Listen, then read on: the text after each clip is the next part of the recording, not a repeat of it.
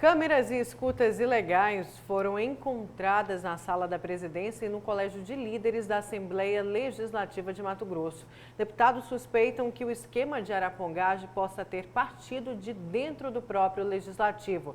Essa ação ilegal lembra o escândalo da Grampolândia Pantaneira que ocorreu aqui em Mato Grosso em 2017. E aí tem até uma suspeita aí dos parlamentares achando que esse esquema poderia ser motivado para influenciar na eleição da mesa diretora da Assembleia. Mas esse é apenas um dos assuntos aí, na entrevista ao vivo aqui no estúdio paralelo do Jornal do Meio-Dia, com o deputado estadual Lúdio Cabral, do PT. Boa tarde, deputado. Boa tarde, boa tarde. Um prazer falar com vocês aqui, remotamente. Deputado, e internamente lá na Assembleia, como é que tem repercutido essa questão aí da descoberta de arapongagem no gabinete da presidência e no gabinete do colégio de líderes? Que história que é essa aí? Pois é, muito estranho, viu, Lúcio? Já não basta a pandemia da Covid-19, a Assembleia agora tem que lidar com esse tipo de situação. Nós vamos ter uma sessão agora à tarde e muito provavelmente esse tema será debatido entre os deputados. Mas o que é preciso? Investigação com rigor para identificar os responsáveis e puni-los, porque não tem sentido o Parlamento Estadual, a Assembleia Legislativa, a sala da presidência e a sala do Colégio de Líderes ter câmera escondida, gravadores escondidos. Porque é o seguinte, né? Como é que se coloca um equipamento como esse? Porque ali é o seguinte, tem um circuito interno, né, de filmagem, não tem? A Assembleia tem isso. Eu não sei se há câmeras desse circuito dentro da presidência ou na sala do Colégio de Líderes. Mas os corredores com certeza deve ter, não é? Mas nos corredores, sim. É muito estranho, né? Como é que alguém consegue entrar na Assembleia e produzir uma arte desse tamanho sem que isso tenha sido percebido. Existe uma suspeita de que possa ser lá de dentro da Assembleia não, esse Lúcio, esquema aí, deputado? Não. Que eu saiba, essa suspeita não foi levantada. O que precisa é que seja realizada uma investigação rigorosa por parte da Secretaria Estadual de Segurança Pública para identificar os responsáveis por isso. Agora, deputado, eu quero falar de um outro assunto. A gente acabou trazendo aqui uma entrevista com o presidente do Sintep, o professor Valdeir, falando dos professores interinos do Estado. A SEDUC já disse que não pode contratar esses professores sob o risco de cometer o crime de improbidade administrativa. E o que o Parlamento, a Assembleia, pode fazer por esses profissionais? Chegou-se até discutir aí um auxílio para eles, já que muitos estão passando, inclusive, fome. É assim, primeiro que é um argumento maldoso por parte do governo, porque os professores interinos, todos os trabalhadores interinos, passaram por um processo seletivo de contagem de pontos, já estavam na fase de atribuição de aulas e no dia 23 de março, que era o dia do início do ano letivo para 40% das escolas estaduais, o governo publica o decreto antecipando o recesso escolar e depois não assina o contrato com os professores. Uma decisão maldosa, muito ruim. O escudo que o governo está utilizando é esse escudo da improbidade administrativa, mas o Tribunal de Contas, em um parecer para os municípios, já orientou a manutenção dos contratos temporários. O vínculo, na nossa avaliação, já estava estabelecido. A Assembleia está buscando um diálogo com o Ministério Público Estadual para obter um parecer da Procuradoria-Geral de Justiça favorável à contratação, especialmente nessa situação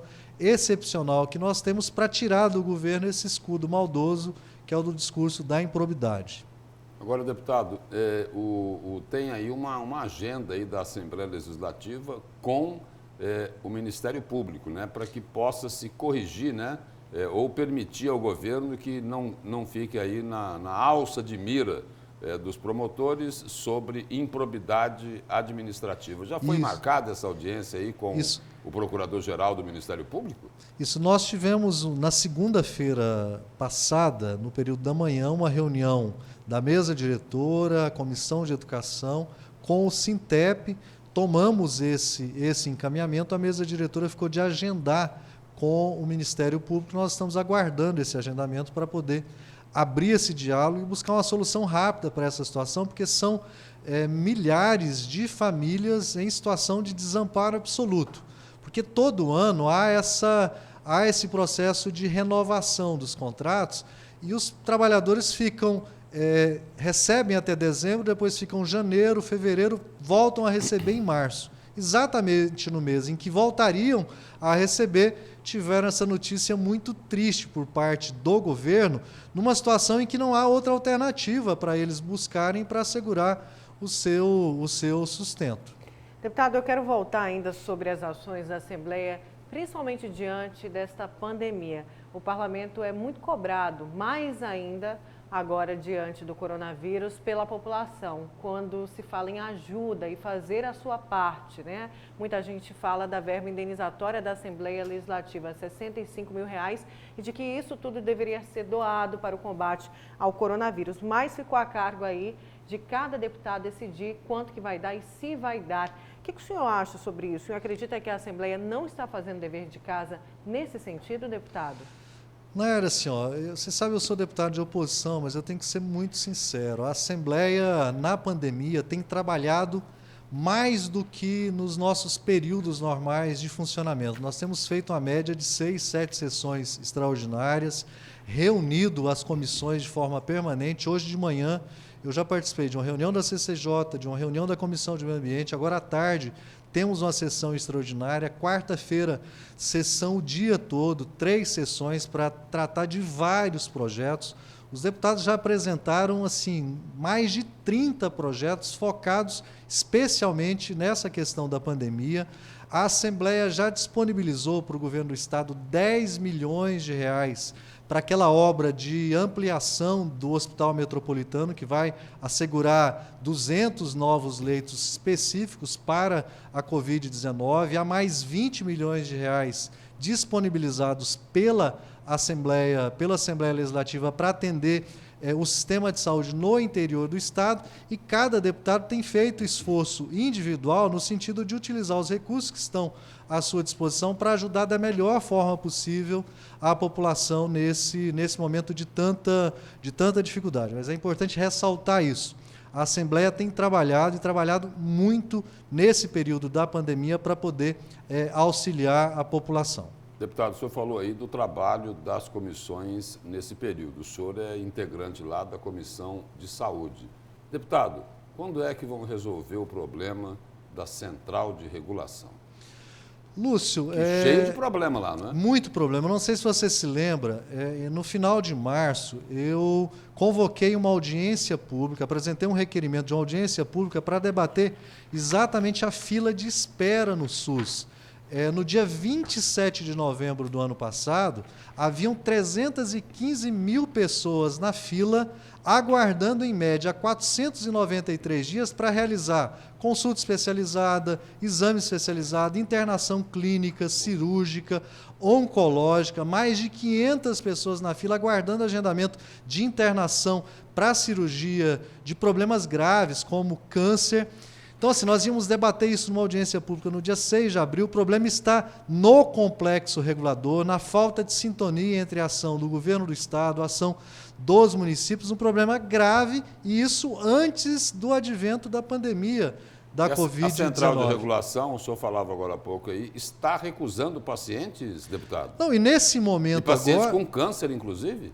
Olha, isso em novembro de 2019, Lúcio. Haviam mais de 500 pessoas na fila aguardando um procedimento em oncologia.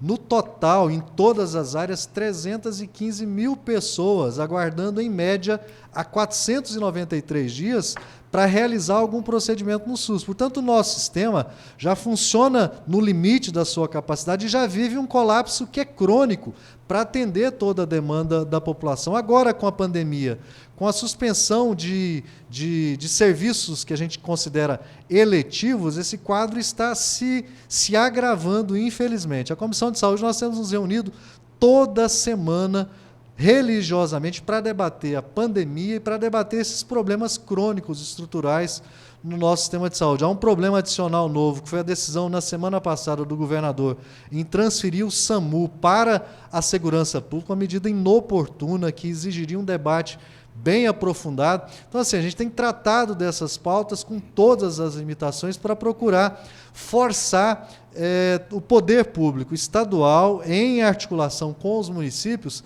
para melhorar a capacidade de funcionamento da central de regulação para atender a população no tempo certo, de forma oportuna, para que os problemas não se agravem, não se compliquem e criem situações mais difíceis ainda para o atendimento à população. Mas não é uma tarefa simples, infelizmente. Deputado, muito obrigado pela presença e pelas informações aqui no Jornal do Meio-Dia. Eu é que agradeço. À disposição. Obrigada, deputado.